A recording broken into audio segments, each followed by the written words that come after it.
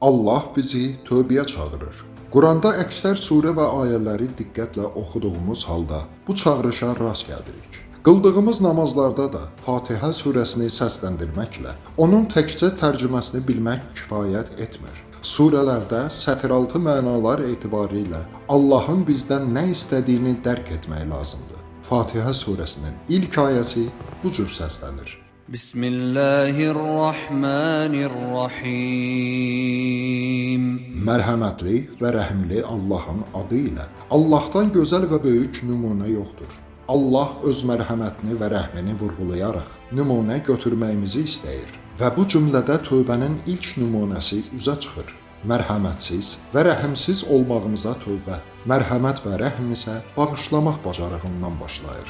Təsadüfi deyil ki, Peyğəmbərlərin hamısı mükəmməl barışma qabiliyyətinə sahib idilər.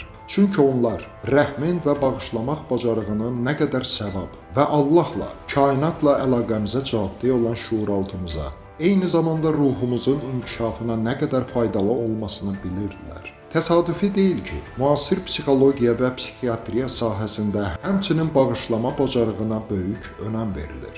Məsələn, şiddətli depressiya və ya əsəb gərginliyindən mütəxəssisə müraciət etdikdə, onunla söhbət əsnasında məlum olur ki, bu gərginliyin və ya depressiyanın səbəbi kimi ömrümüzdə bağışlaya bilmədiyimiz insanın olması üzə çıxır. Və psixiatr bizə dərman preparatları ilə paralel həmin insanı bağışlamağa tövsiyə edir.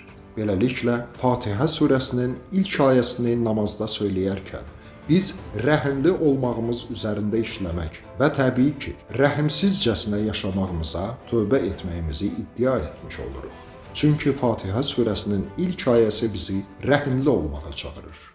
Elhamdülillahi Rabbil alemin.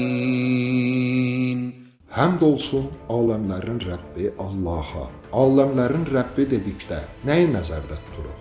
Bütün mövcud olan aləmlərin sahibi Tanrıdır və bu aləmlərdəki bütün maddi nemətlər də həmçinin Tanrıya məxsusdur. Nemətlər Tanrıya məxsus olduğu üçün də onu özümüzünkiləşdirməyimiz günaha yazılacaq. Odur ki, Allah bizdən bölüşməyi istəyir. Əl-Bəqərə surəsinin bir neçə ayəsində Allah bu mövzuya toxunur və bölüşməyən insanların böyük cəzaya düçar olacaqlarını vurğulayır. Yaşamağa eviniz varmı? Evinizdə ən azından çörək və suyunuz varmı? Varsa, olmayanlarla bölüşmək İslamın başlıca atributlarındandır. Biz isə əksər halda nə edirik? Evimiz, maşınımız, işimiz, qazancımız olduğu halda belə bölüşmürük. Və ya bölüşürüksə, verdiyimiz məbləğ o qədər cılız olur ki, sanki zəkat verməklə canımızı bu öhdəlikdən qurtarırıq. Əşi, bugün 80 manat qazancım olub. 2-3 manat zəkat verdim, borcumdan çıxdım. Halbuki 80 manat gəlirimiz olduğu halda və evimizdə ərzaq olduğu halda o məbləğin 40 manatını ərzaqa, yanacağa, geyimə, kommunal xərclərə ayırıb, qalan 40 manat hissəsini bir neçə ehtiyacı olan insana yönəldə bilərdik. Amma etmədik. Halbuki hər namazda həmd olsun aləmlərin Rəbbinə dedikdə birbaşa bölüşmək öhdəliyini götürmüş oluruq və bu öhdəliyi yerinə yetirmirik. Halbuki İslam yolu tövbədən başlayır. Namaz isə tövbə ilə əməl, tövbə ilə ibadət arasındakı bir körpüdür. Bizə ancaq bəzən elə gəlir ki, təkcə namaz qılmaqla İslama gəlmiş oluruq. Tam yanlış bir düşüncədir. Çünki tövbə və yalnız tövbə İslam yolunda ilk və önəmli addımdır. Və surənin ikinci ayəsində ardıcıllığa görə ikinci tövbə meydana çıxır. Xəsis olmamaq və ehtiyacı olanlarla bölüşmək. Ar-Rahmanir-Rahim. Mərhəmətli və rəhimli. Bu ifadə çoxlarının tərcümə etdiyi kimi səslənsə də, mərhəmətli və rəhimli. Əslində bu sözlərin arxasında Tanrının öz bəndələrin Tanrısı qarşısında öhdəlik mənasına gəlir. Tanrının mərhəməti və rəhmi təkcə onun bizi bağışlaması ilə kifayətlənmir.